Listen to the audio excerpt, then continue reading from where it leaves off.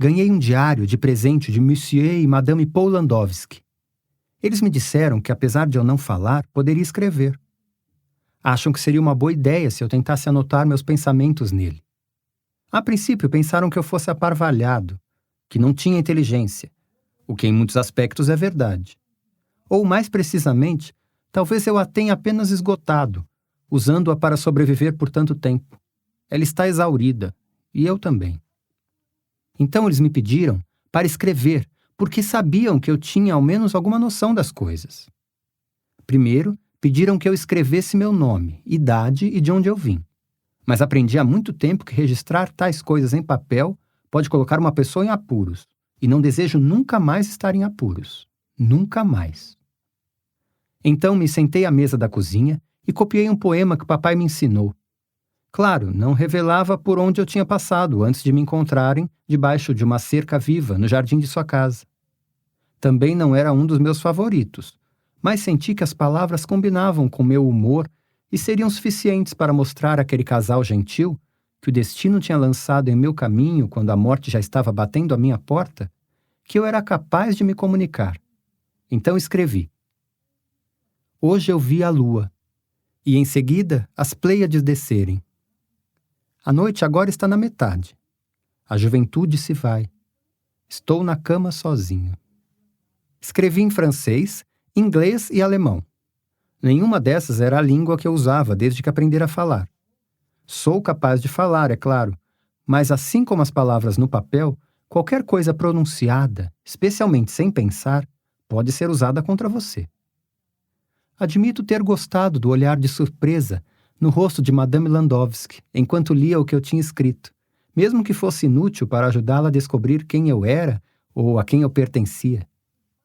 Quando depositou com força uma tigela de comida à minha frente, Elsa, a empregada, exibia uma expressão que sugeria que eu deveria ser enviado de volta o mais depressa possível para o lugar de onde eu tinha vindo. Para mim, não é difícil ficar sem falar. Faz mais de 1 ano que saí da casa onde morava desde que me entendia por gente. E mesmo naquele tempo, eu só usava a voz quando era absolutamente necessário. De onde estou escrevendo, posso olhar através da pequena janela do sótão. Mais cedo, vi as crianças dos Landowskis subindo pelo caminho. Elas tinham ido à escola e pareciam muito elegantes em seus uniformes Françoise, de luvas brancas e chapéu de palha. Seus irmãos usando camisas brancas e blazers. Apesar de ouvir Monsieur Landowski reclamar com frequência da falta de dinheiro, a casa grande, o belo jardim e os lindos vestidos das senhoras me dizem que ele deve ser de fato muito rico. Eu também já mastiguei meu lápis, um hábito do qual papai tentou me livrar colocando todos os tipos de sabores terríveis na ponta dos meus. Uma vez ele me disse que o sabor do dia era até bom, mas era veneno. Então, se eu o colocasse perto da boca, morreria. Ainda assim, enquanto pensava na tradução que ele me dera para decifrar, o lápis foi direto para a boca. Ouvi um grito assim que ele me viu e fui arrastado para fora pelo pescoço. Ele encheu minha boca de neve e depois me fez cuspir. Eu não morri, mas sempre me pergunto se era apenas um truque para me assustar e me fazer parar, ou se a neve e a cuspida realmente me salvaram. Mesmo que eu me esforce para me lembrar dele, faz muitos anos desde a última vez que o vi, e ele está desaparecendo da minha mente. Talvez seja melhor assim. Sim, talvez de muitas maneiras seja melhor que eu me esqueça de tudo o que se passou. Então, se eles me torturarem, não terei nada para revelar. E se Monsieur e Madame Landowski acham que escreverei sobre essas coisas neste diário que me deram tão gentilmente, confiando na pequena fechadura e na chave que posso guardar em minha bolsa de couro, estão muito enganados.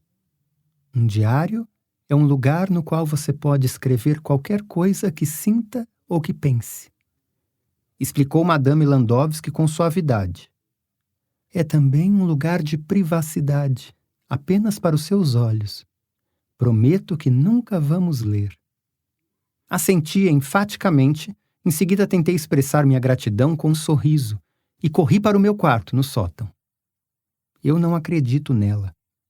Sei por experiência própria que tanto fechaduras quanto promessas podem ser quebradas com facilidade. Juro pela vida de sua amada mãe que voltarei para buscá-lo. Reze por mim. Espere por mim. Nem mesmo sacudindo a cabeça eu consigo tirar da memória as últimas palavras que papai me disse. Embora outras palavras que gostaria de lembrar flutuem como sementes de dente de leão para longe do meu cérebro no segundo em que tento agarrá-las, essas frases se recusam a sair da minha cabeça por mais que eu tente. O diário é de couro. As páginas são feitas do mais fino papel. Deve ter custado aos Landowskis pelo menos R$1, que é como eles chamam o dinheiro por aqui. E a intenção deles era me ajudar, então vou usá-lo. Além disso, mesmo que eu não tenha desaprendido a falar, em minha longa jornada muitas vezes me perguntei se eu desaprenderia a escrever. Sem papel ou lápis por perto, uma das distrações que eu tinha nas noites congelantes de inverno era recitar poemas em minha cabeça e então me imaginar com os olhos da mente escrevendo as palavras. Eu gosto muito dessa expressão, olhos da mente. Papai chamava de janela para a imaginação. E quando não estava recitando poesia, muitas vezes eu desaparecia naquele lugar cavernoso que ele dizia não ter limites, que era tão grande quanto se desejasse que fosse. Homens de mente pequena, ele acrescentara, tinham imaginação limitada.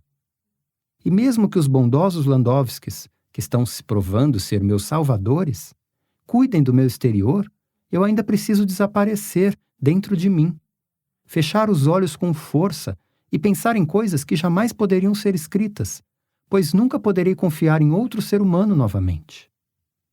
Além disso, o que os Landowskis ganhariam se lessem isso? Pensei. E parte de mim tinha certeza de que eles tentariam apenas por curiosidade, se por nenhum outro motivo. Apenas um diário que começou no dia em que eu já tinha feito minhas últimas orações. Na verdade, talvez eu nunca tenha feito as orações. Estava tão delirante de febre, fome e exaustão que talvez tenha sonhado. De qualquer forma, aquele foi o dia em que pus os olhos no rosto feminino mais bonito que já tinha visto. Enquanto escrevia um pequeno parágrafo factual sobre como a bela senhora tinha me acolhido, sussurrando palavras de carinho e me permitindo dormir dentro de uma casa pela primeira vez em Deus sabe quanto tempo, pensei em como ela estava triste na última vez que eu a vira. Desde então, descobri que o nome dela era Isabela, apelidada de Belle. Ela e o assistente de ateliê de Landowski, Monsieur Bruy, que me pediu para chamá-lo de Laurent, embora em meu estado atual de mutismo eu não o chamasse de nada, estavam loucamente apaixonados. E naquela noite, quando parecia triste, ela tinha vindo dizer adeus, não só para mim, mas para ele também. Mesmo sendo muito jovem, eu já havia lido muito sobre o amor.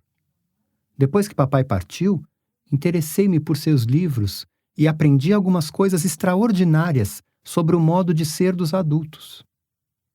No início, eu presumira que o ato físico que estava sendo descrito deveria, em alguns aspectos, tornar a história uma comédia. Mas depois, quando vi aquilo ser repetido por vários autores que eu sabia com absoluta certeza não serem humoristas, percebi que devia ser verdade. Eu definitivamente não escreveria sobre aquilo no meu diário.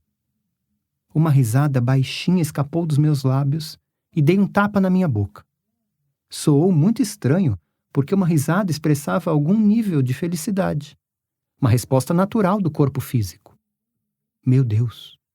Sussurrei. Foi esquisito ouvir minha própria voz, que parecia mais profunda do que da última vez que eu tinha pronunciado qualquer palavra. Ninguém me ouviria ali, no sótão. Ambas as criadas estavam lá embaixo, esfregando, polindo e lavando um sem fim de roupas, que depois acabariam penduradas nos fundos da casa. De qualquer forma, mesmo que ninguém pudesse me ouvir ali, eu não deveria adquirir aquele hábito, porque se eu risse, daria a entender que eu tinha uma voz e, sem dúvida, seria capaz de falar. Tentei pensar em coisas que me deixassem triste, o que realmente me pareceu muito estranho, pois a única coisa que me permitira, contra todas as probabilidades, chegar à França fora desaparecer em minha imaginação e ter pensamentos felizes.